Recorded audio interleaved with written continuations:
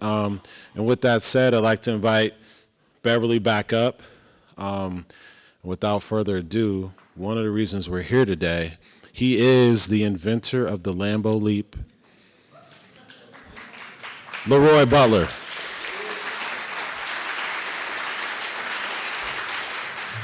All right. Well, full disclosure, we're cousins, so I don't want people to say, well, why did they pick Beverly to do the interview? Mainly because you're amazing, but I just want people to know that we are, cousins. Since you brought that up, Don't tell them nothing I told you now. so 13 years ago, I got married. And at my wedding reception, I looked and I see LeRoy Butler. And I'm like, Julian, who is my husband, Yeah. why is LeRoy Butler at our reception? And he says, Free food. Free food at weddings, right? No. and he says, he's dating my cousin, Genesis. Oh, really? Well, time passes. I was at the event where he proposed to Genesis, and I was at the wedding. You know where the wedding was? Who said it? Lambeau Field. Where else? Yeah, exactly. So we're cousins. Yes. Proud to be. You are beloved in Wisconsin. Your winning smile, your humility, and you're just fun to be around. Thank you. And on top of that, you play for the Green Bay Packers. That helps. That helps. Yeah. And I'm sure in your closet there is a gold Hall of Fame jacket. Yeah. Yeah. Congratulations on that. Thank you so much.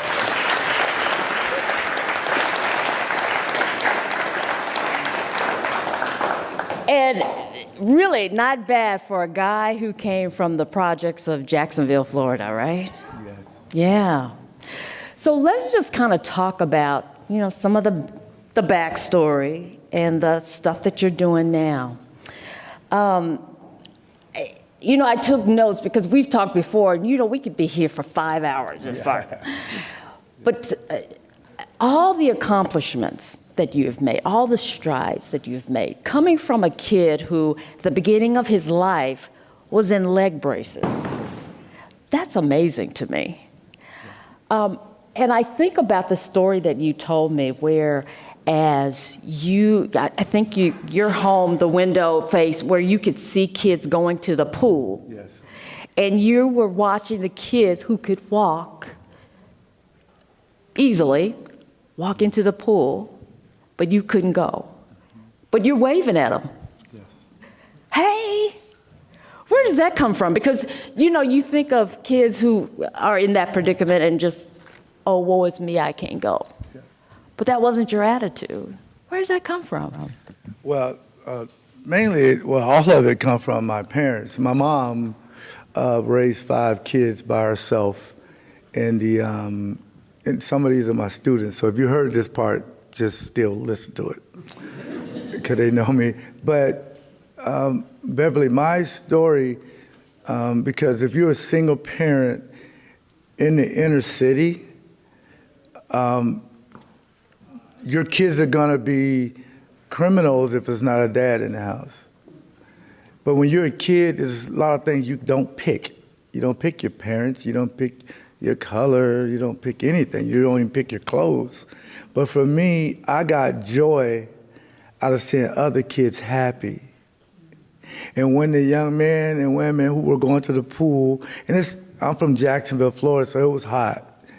But I'm sitting on the porch and I see them, and they're a little like, why is he so happy? Because you can't go to the pool.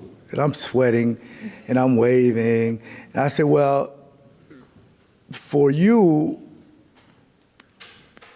going to the pool, that's what you're trying to do. I'm not trying to get into the pool. I'm trying to get into the NFL. I got plenty of time to swim. The pool ain't going nowhere. So that was my joy. I was like, I can't let other people or students know that I'm having a bad day. Because my grandmother said, every day's a vacation. I said, okay, Grandma, drill that down for me, because that's a pretty big statement.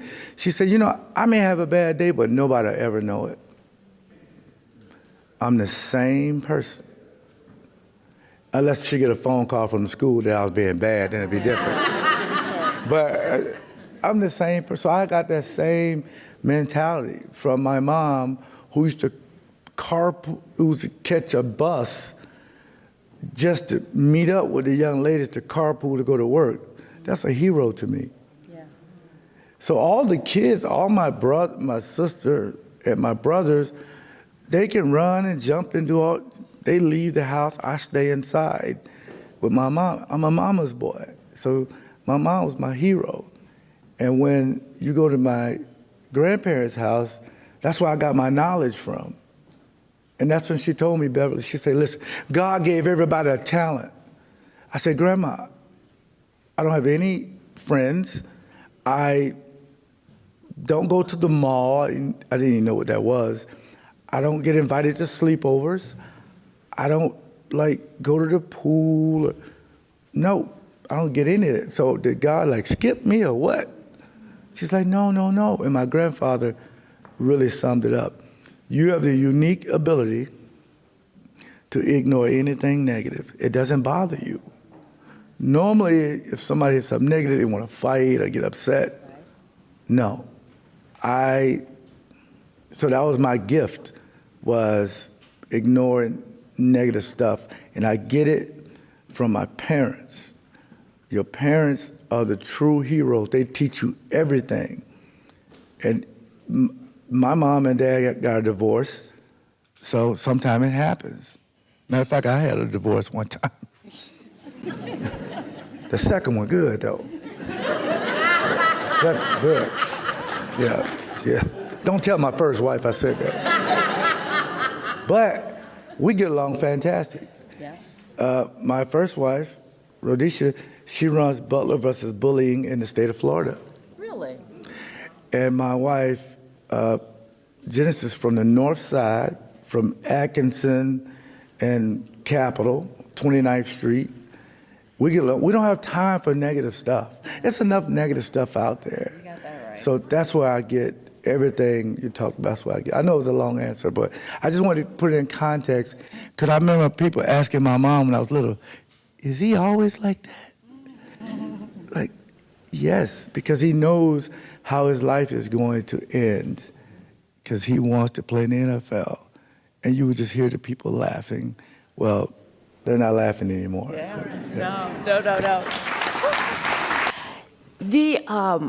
The other thing, and you mentioned it, you said, I want to play the NFL. So you came in with that in your mind while you were still in braces? Yes. What made you think, I'm going to be in the NFL? I mean, where did that come from? It's a great question, because you can pick what you want to be, but it's not up to people who believe it or not. It's up to me. Mm-hmm. And I was telling Cody and Brandon, matter of fact, they told me they run 365. There are no board members or nothing. They say they run everything. They do all the work. And I believe them. But that's not true. It's just funny. It's just one of these things where I said to myself, I'm a special needs kid. I had a learning disability. So already I can't run and jump like the other kids, and I can't. My teachers thought I was colorblind, but I just couldn't spell or say magenta, which she'd say, "Oh, he ain't colorblind. He just thinks it's just yellow, black, and brown in the crayon box." And then she was like, "Oh, I know why you can't read at a level. I know why." I want everybody to stand up and face the back of the room. Everybody. She said, no, not you, Mr. Butler. Face me. Now read. Now the kids aren't laughing at me because I'm reading it slower than them. So in my mind, I got to really block out what people are thinking or saying. So basically, my grandma said I was giving myself therapy. Because if you're not happy with what you see in the mirror, of course you're going to be an angry person. So I'm thinking the ultimate team sport is football, right? Where can you, I'll give you an example. Brett Favre threw an interception, and he's upset. He's kicking the dirt, and he's really upset. I go over to him and say, no, don't do that. No, don't do that. It's my job to get it back. And on the rare occasion, and students, you better not Google it, that somebody would catch a touchdown on me, he would come to me, Roy Lee, I got you. He would throw it to Sterling Sharp for 84 yards, Antonio Freeman for 60 yards. They forgot about what I did. So I said to myself, football is for me because I have deficiencies and my other teammates they're going to help me. Right. But this is how I got there, Bev. My grandma also told me the smartest people in the world are teachers. I used to get in debates with kids. Who's the smartest person in the world? They're naming all these people.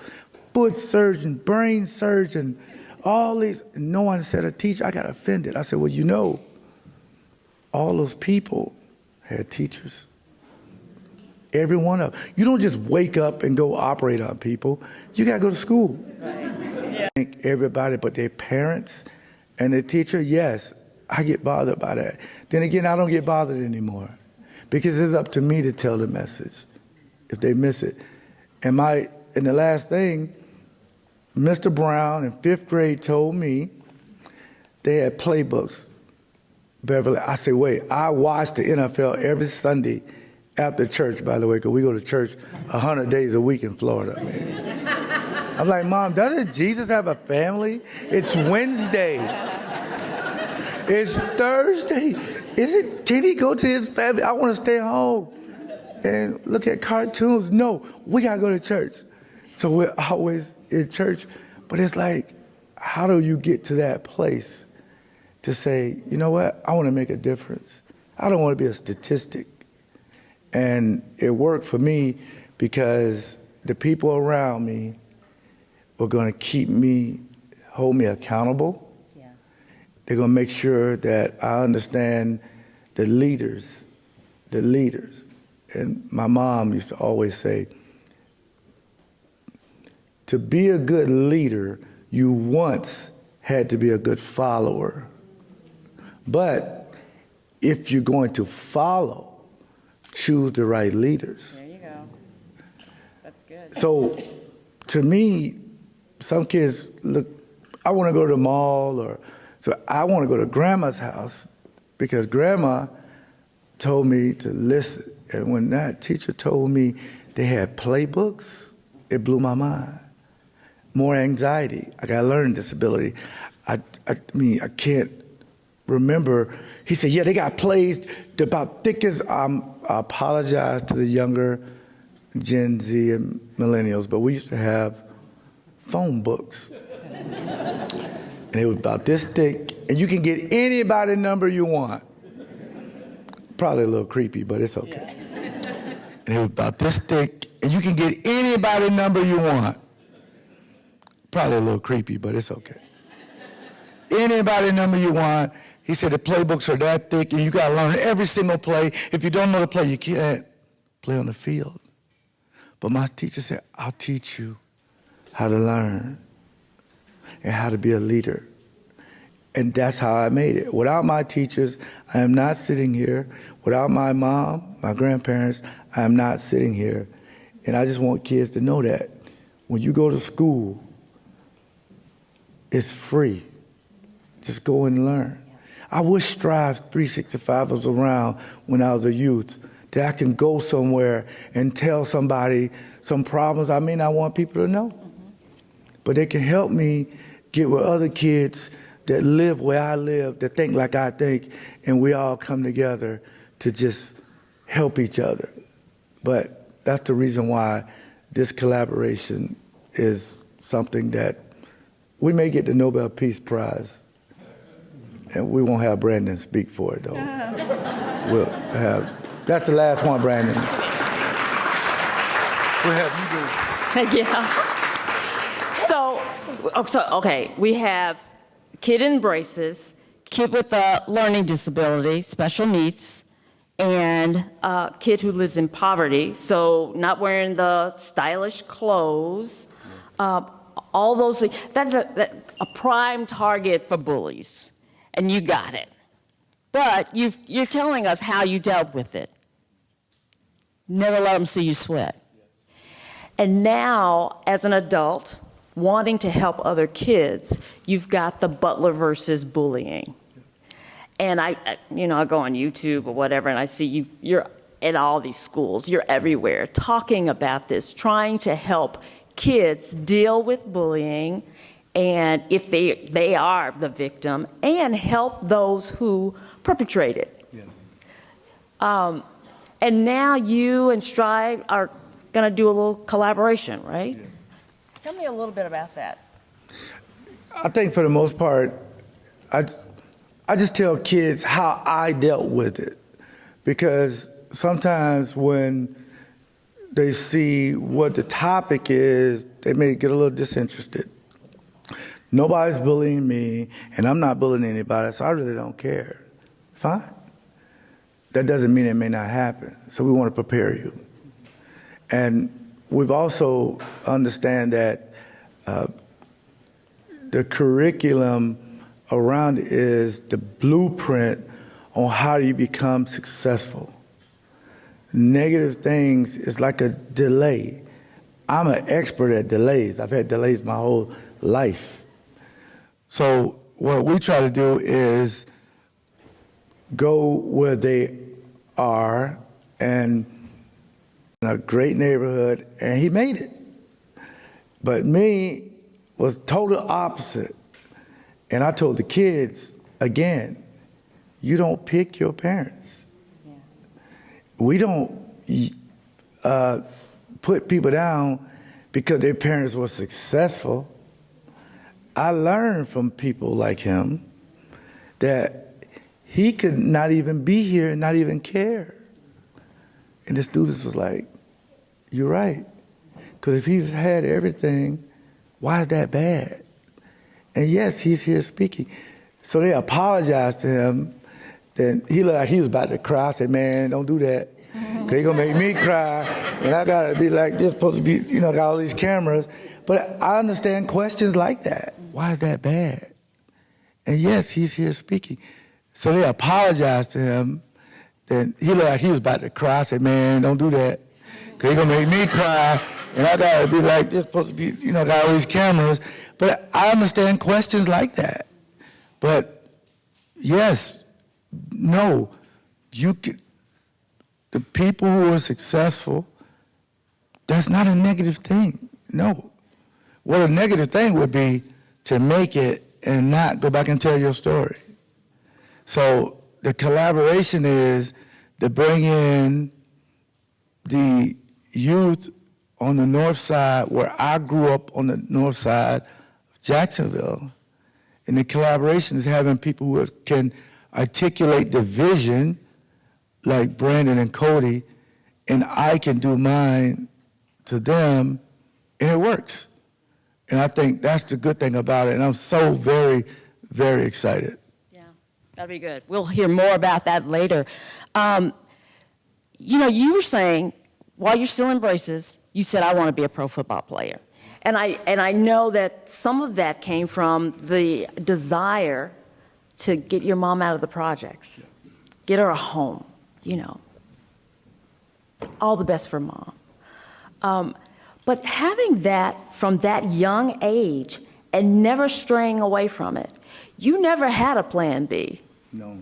When I was growing up, it's like, I'll either do this or this. Or I'll do this, but I'll study this too, so if this doesn't work out, I got this. You didn't have a plan B. Now, having that mindset, did that really help you to realize your dream because you're so focused? Yeah, that's another great question. You must have did this before. Yeah, I was telling some of the guys, I had all my eggs in one basket, I put the chicken in the basket too. It was going to work because I always felt like if I didn't do it, we were going to stay in the projects.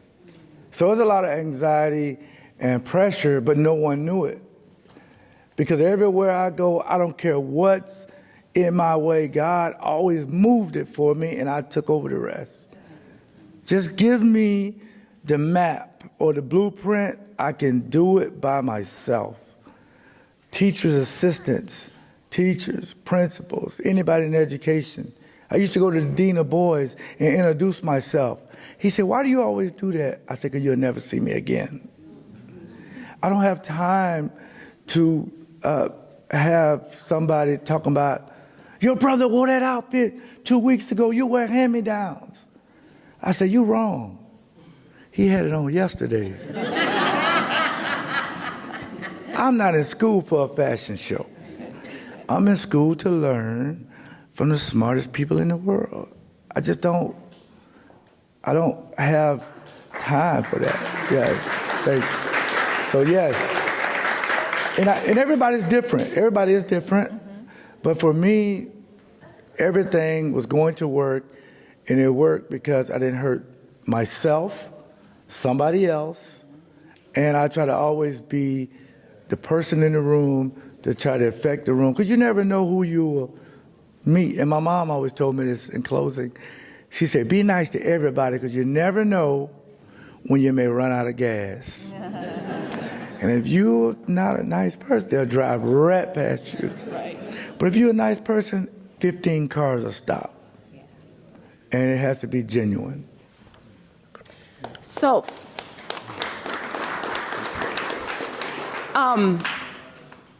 do you ever wear your Super Bowl ring? No. You don't wear it? It's too gaudy? Too big? Yeah. No. Just put it in. There's a story. Oh, okay. Well, I'll say this. Mm-hmm. And that's another good one. I don't wear jewelry. Even when me and my wife, when I proposed to her, I gave her a ring, and she says, well, you're not going to wear a ring? I said, no, I'll put all the money in your ring. I don't have any anymore. But I don't, Super Bowl ring. I didn't know we get a ring for the Hall of Fame. I had no idea. I don't like to wear it because those are like the shiny objects that my grandmother said that they'll focus on that and not on me. Oh. Now I force you to concentrate on me. Okay. There's no gold chains, no gold teeth, no tattoos, nothing. You got to focus on me. Yeah. Okay. There's no distractions. So, yeah. Very good. Okay. Lambeau leaf, the LeRoy Butler Lambeau leaf. I like that, Doug. Yeah. Thank you, Cuz. You created it. Tell me what it feels, after all these years, tell me what it feels like when you're watching a game and the players are still doing that. I do get goosebumps. I really do. I think it's the best celebration because it's not just me. It's not just me. It's me with the fans / shareholders. If y'all didn't get no stock, the next round, y'all got to buy some stock. Maybe if we get like some rich people, we'll buy stock for all the kids we work with. And, I mean, it's just a thought, right? I mean, kids deserve to be a shareholder. And they could take it and put it up in their room and put it up there. So all the rich people look for emails soon. But I just love it because it's the best celebration because it's with the fans. Yeah. That's wonderful. Yeah. You know, with your, going back to your feet, and I know we're an obscure kind of question, but with your feet, and I know as time goes on, you still have issues Oh, yeah. with your feet. And playing Green Bay football, you were having issues with your feet. And I think that's one of the reasons you stayed in Green Bay, because you found somebody who knew how to care for your feet, right? Yeah, you did your homework. I did. Yeah. Well, I was extremely pigeon-toed. So my feet looked as if they were having a conversation. They were like, and they needed to kind of break up. But the left one, so they told Miss Butler, they tried the white corrective shoes. We blew right through them things. And then they tried the steel bar. I even told Tom Hanks I was Forrest Gump before he did that movie. But I used to go through every year like 50 or 60 pair of cleats. Come on, just the inner sole would and it just breaks the shoe down. It's just not safe. Mm-hmm. So, eventually I was able to get to, not only, I get therapy every Thursday for the last 28 years. And therapy is with your mind and your body. And you have to take care of yourself. Yeah. You really do. And I think that's the good thing about being in Wisconsin, because I love the state of Wisconsin, but I also love the state of Florida, where I'm from. But two things can be true, and I'm just so delighted, because I can go places and have conversations with people to try to correct anything that I'm having a problem with. Yeah. Okay. What would you like to leave people with? What about LeRoy Butler that you wish people knew?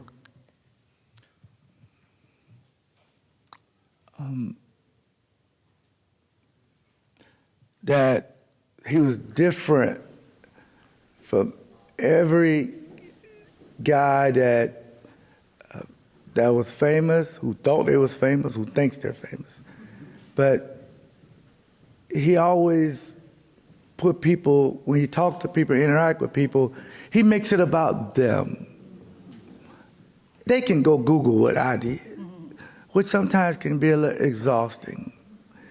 But when I meet people, I want to know about you. And one of the most embarrassing times was when they put my name up in the stadium, and I just can hear my mom, my grandparents, and my teachers saying, again, don't be a band, be an orchestra. Bands break up all the time. Yeah, I was mad when Journey broke up too, by the way. The kids are like, who's Journey? You gotta be 50 and up.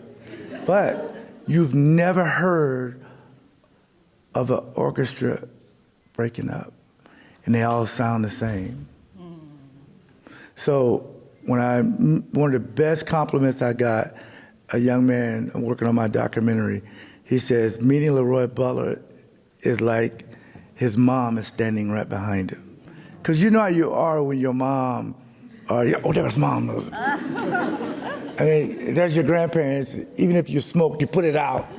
If you drink, you throw it away. Oh, why did I throw it away? But that's what I want people to know when they meet me, that his mom is standing right behind him.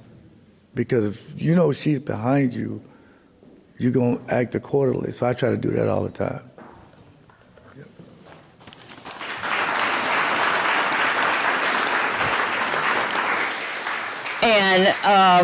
And finally, when you talk about mom standing behind you, you going through the Hall of Fame, all of that pomp and circumstance, and she believed in you. She knew you'd be there, right? Oh, yeah. Yeah. Yeah. She knew. Yeah. Were you thinking of her? Yes, I remember. My mom was amazing. I just can't mention her name enough. She was truly just an amazing person, as all moms are. And I'll prove it to you real quick. The best holiday is Mother's Day. If you go to church, you can't sit nowhere. The pastor don't even have a spot to sit. It's packed. Everybody's dressed up. They got their nice hats on. Beautiful. Father's Day is empty. They're out golfing and doing stuff. I like to. But when you at a place of like peace and whatever thing happened, the biggest thing for my mom is in 2000, she passed in 2016, but in 2009, I wasn't even a semifinalist yet. Bev, she comes to me and she say, hey, let's work on your Hall of Fame speech. I say, Mom, isn't that a little narcissistic for me to just assume that I'm gonna be in the Hall of Fame? She said, first, I don't know what that means. Second, your teachers always told you to be prepared. So if you ever go and look at my speech and look at the outline of it, me and my mom did that. I put 2 teachers in my speech, Ms. Gordon and Mr. Gracie. I thank my teammates, of course, without them, you're nobody. Make sure you thank your wife and your kids are your brand. That's your platform to say your kids by name, all 7 of them. But I got 6 daughters, but my son's my favorite. I mean, he's named after me, he gotta be my favorite.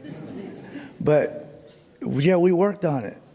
So when Charles Woodson came and knocked on the door in Racine, Wisconsin, not in LA, not in Miami, not in New York, no, we were in Racine.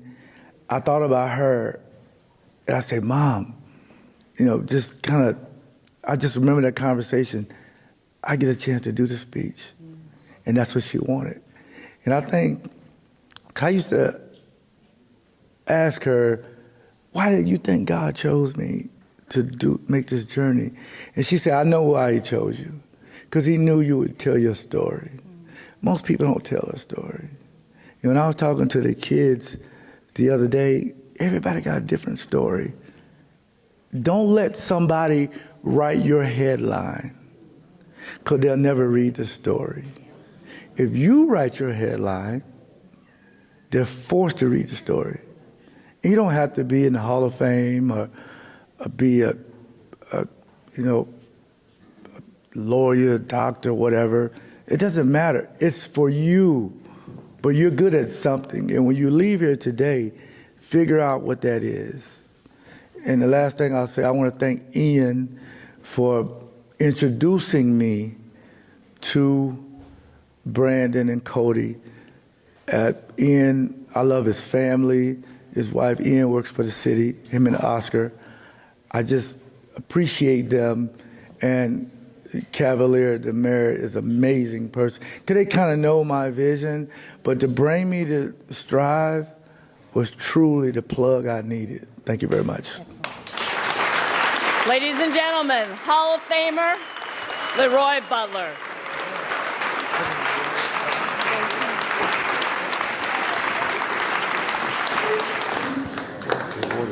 He fired me at my own event. That's amazing. No, I hired you. So, thank you. Let's love him too, right? Let's give it up for him one more time.